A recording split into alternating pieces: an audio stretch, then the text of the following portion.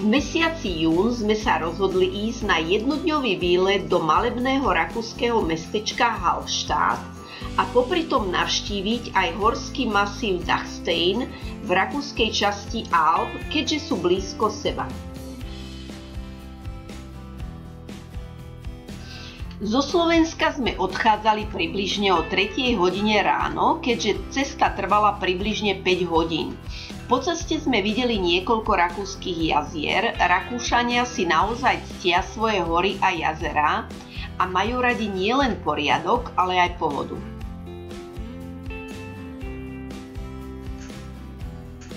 A tu sa už nachádzame v lyžiarskom stredisku Dachstein-Krippenstein.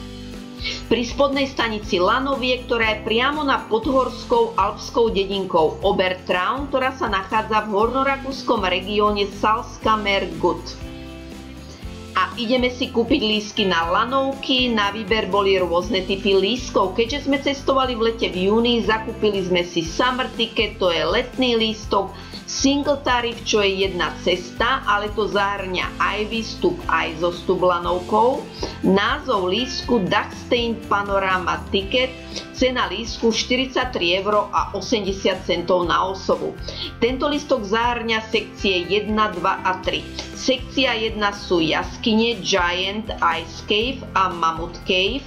Tento lístok ale nezahrňa vstup do týchto jaskyň. Sekcia 2 to je vyhliadka 5 Fingers alebo 5 prstov, to sme využili. A sekcia 3 sú rôzne túry. My sme teda vystúpili v sekcii číslo 2 a ideme k vyhliadke 5 Fingers, čiže 5 prstov. Nie je to pre slabšie povahy. Vyhliadková plošina 5 Fingers ponúka adrenalín na najvyššej úrovni. Toto je pravdepodobne najpozoruhodnejšia vyhliadková plošina v Alpách a naťahuje sa ako ruka po prevýšení 400 metrov. Táto vyhliadka ponúka uchvatný výhľad oblasti Salzkammergut, jazera Hallstatter See a pohoria Krippenstein. A potom to nasleduje video z našej cesty lanovkou späť na základňu a to ani nepotrebuje komentár. Ježiš, Marienko!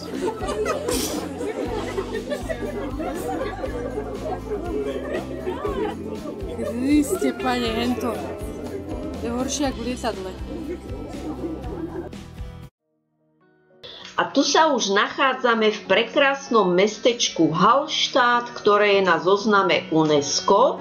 Nachádza sa v okrese Gmunden v rakúskej spolkovej krajine Horné Rakúsko. Mesto leží medzi juhozápadným brehom jazera Hallstatter See a strmými svahmi masívu Dachstein.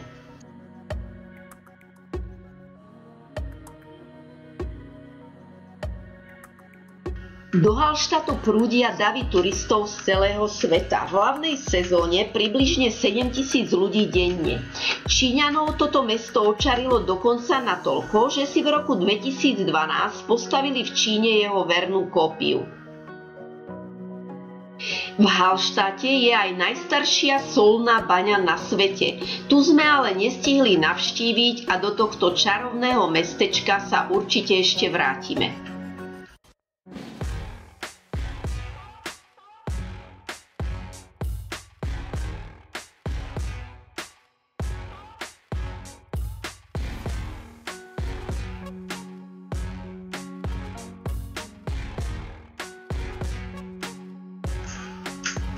Ak sa vám moje video páčilo, budem veľmi rada, ak dáte like a ešte radšej, ak dáte odber môjho kanálu. Ďakujem za pozeranie.